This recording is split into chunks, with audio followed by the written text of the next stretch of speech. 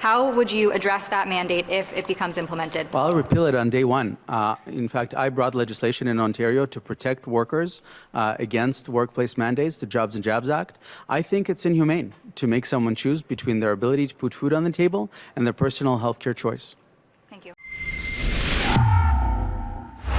Tamara Ugolini here with Rebel News. I'm at the Shaw Centre, downtown Ottawa, to cover the leadership debates happening through the Canada Strong and Free network. This is the first leadership debate to take place along the campaign trail as the prospective leaders of the Conservative Party of Canada debate and campaign for leadership. So we're going to hear from Pierre Poilievre, Jean Charest, Roman Baber, Leslyn Lewis, and Scott Aitchison.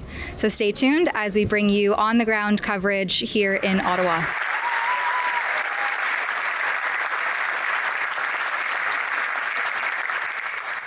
No matter how prevalent cancel culture gets to be, even when it gets difficult, we need to show moral clarity and say what we believe and do what we believe is right.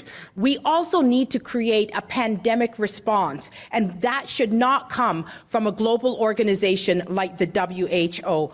We need to improve what we're doing.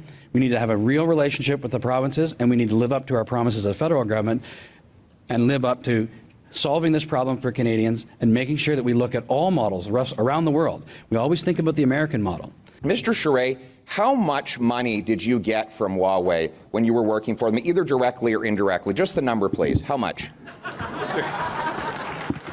Just the number. Can I? Mr. Charest. Are we talking about the company that Stephen Harper welcomed into Just Canada? the number, please. How much? In 2012. How much, sir? We're not on a student council here, Pierre. How much?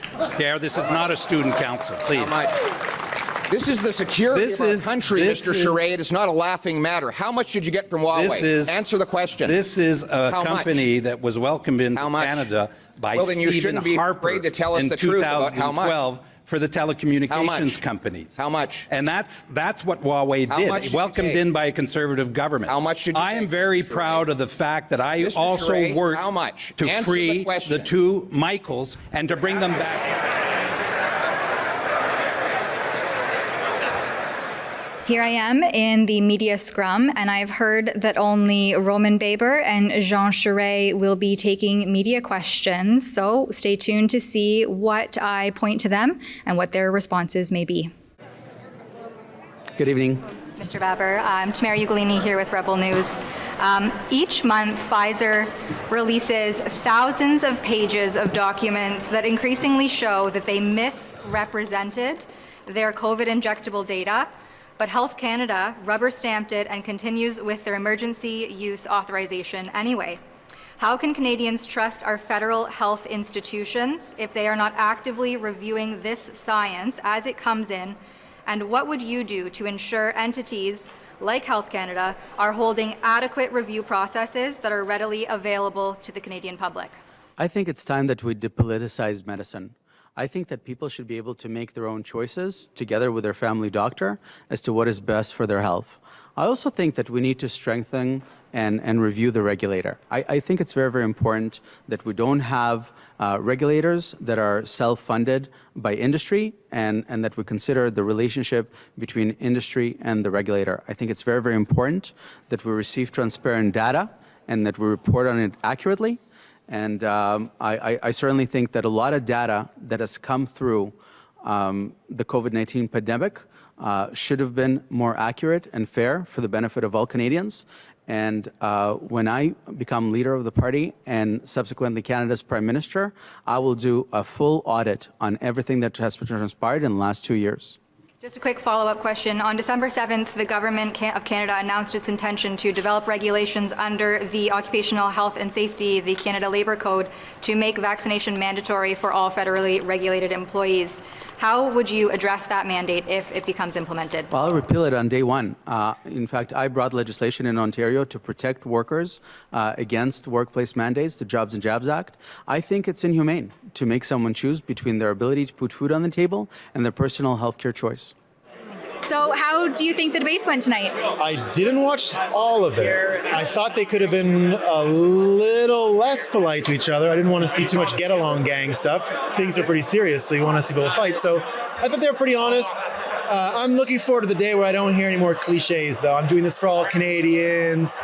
Oh, blah, blah, blah, blah, blah. Such stupid stuff. So, what was the hottest topic that you came here to hear about I'm only tonight? here to talk about Bitcoin.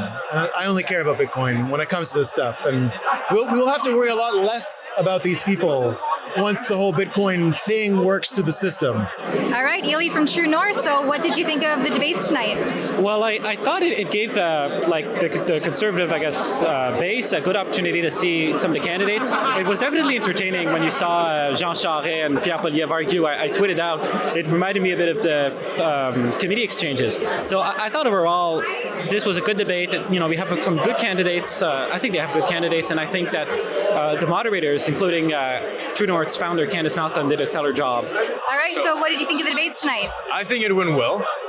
You have like a diversity of the candidates, and they touched on good issues. On the convoy, they talked about the vaccine passports, so it was well. Do you think there was any hot button topics that they didn't touch on where there might have been an opportunity to do so? Well, I think the environment, you know what? We used to be the party of the environment. Maybe it'll be of benefit for the candidates to mention it, but they touched on the convoy, they touched on religious freedom. I believe Dr. Lewis talked about that, Mr. Charest a little bit, as well as Pierre Poilievre. So yeah. It was good. It was informative.